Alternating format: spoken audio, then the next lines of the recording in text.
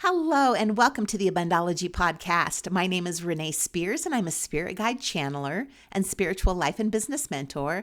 And I help people be happy and attract more money, love, time, and joy in their lives. I'm coming to you from beautiful Bozeman, Montana, and this is the weekly energy update for the week of January 15th, 2023.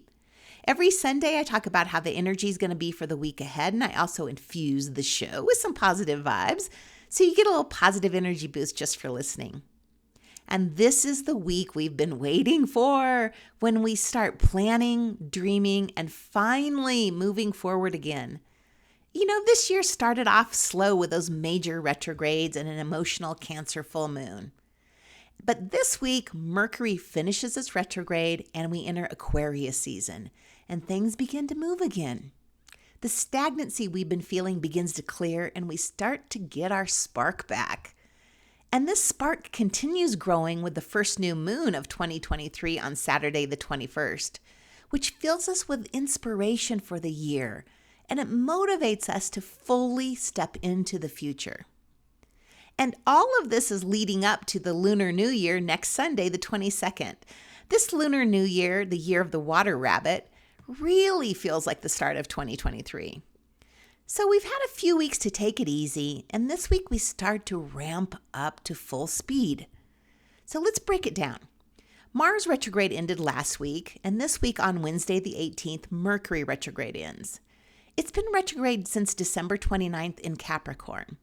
And while Mercury was retrograding through Capricorn, we were taking our time and considering, evaluating, and questioning our path. It was a period of reflecting on our goals and our lives. And as the planet moves forward this week, we emerge with new perspectives. Perspectives that are in greater alignment with who we have become and who we still desire to be. So Mercury hangs around in Capricorn until next month, and this helps us rebuild our lives in greater alignment. So also on Friday the 20th, Aquarius season starts. So Aquarius is future-oriented, independent, and innovative. And Aquarius season invites us to think beyond the known, beyond what we've done before, and to welcome the new. And we can get a better idea of Aquarius by looking at the sign's ruler, which is Uranus. Uranus is a planet of rebellion, of innovation, of sudden change and revolution. It's nicknamed the Awakener. And Uranus urges us to break free of our patterns, our limitations, and our boundaries, to be our genuine self, and to think and act in a whole new way. It's the wild child of the solar system, completely disinterested in anything remotely predictable, mundane, or traditional. So it helps us feel inspired and do things in a whole new way. It also can bring surprises when unexpected things happening suddenly too. So Uranus has been retrograde since August, and on January 22nd, it'll finally move forward. So while it was retrograde, the energy was turned inward, making this sort of change very self-reflective. So now we can expect it to show up in external, real-life ways. So we had Mercury retrograde, which was about us reflecting. And we had Uranus retrograde, which was about us reflecting. And then we had Mars retrograde, which was about slowing us down so we had time to think. So we had time to reflect. And now we start to move forward. So on Saturday, we have the first new moon of the year in Aquarius. And this really starts the year and a whole new chapter. New moons are about new beginnings and hold the potential in which everything is possible. And that's particularly true with this new moon. Anything and everything is possible this year. And just a few hours later, the Lunar New Year starts too. So we can think of next weekend as the start of 2023. Saturday feels like New Year's Eve and Sunday feels like New Year's Day. And then with no planets retrograde for the next 3 months, our whole world changes. We're going to feel like we have been shot out of a cannon, and all the things we've dreamed about are now happening. So this week, before that happens, we want to prepare. We want to start this year fully rested and to clean up any past energy that we don't want to bring into this year. So the traditional way to prepare for the Lunar New Year is by cleaning your home. We want to clean out any old stagnant chi and welcome fresh energies before New Year's Eve, which is on Saturday. So as you clean, just visualize yourself sweeping away all illness, all obstacles, all bad luck, all negative attitudes, anything that's causing you grief, stress, and anxiety. We want to get rid of anything broken or with unhappy memories. This is the time for your home and your office, because this applies to office and work too, to really glimmer and shine. So open the windows, play happy music, put some sweet orange or sandalwood in the diffuser, or smudge with some Palo Santo or cedar. This is also the time to get new bath and kitchen towels and linens, wash your windows, throw out any expired food.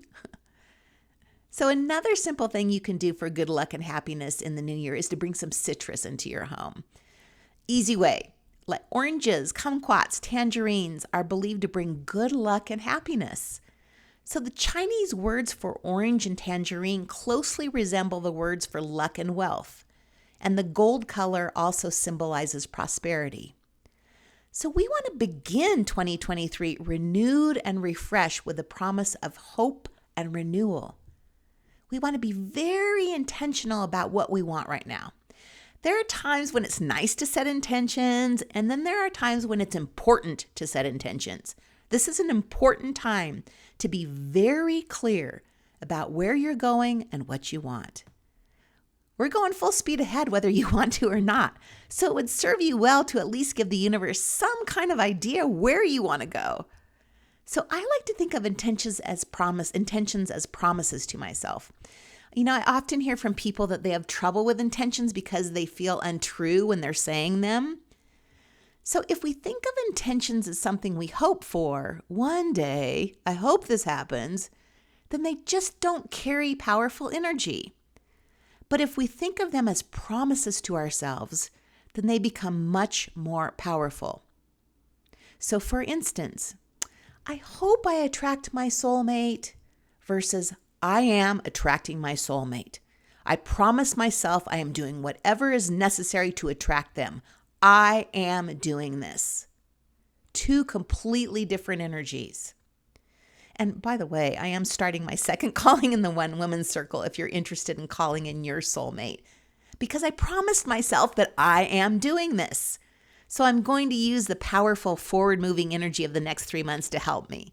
So the next circle starts on February 15th, and you can find more info on my website, Abundology.com, if you're interested in that too. So to recap, this is the week we have been patiently waiting for. Mercury and Uranus both in their retrogrades, Aquarius season starts, and we have a powerful new moon in Aquarius that is perfect for intention setting to launch us into the new year. All of this is leading up to the Lunar New Year next Sunday, and we'll talk about the Year of the Rabbit in depth next week. But just so you know, the Year of the Water Rabbit is very positive, full of opportunities and good luck. And this week, we prepare for this fabulous year by cleaning out any stagnant energy, especially in our homes and our offices. And by setting intentions. Even if you've never set an intention before in your life, please take some time to get clear about what you want to experience this year. We're moving forward, and we can help the universe help us by letting it know what we want. Help the universe help you by letting it know what you want.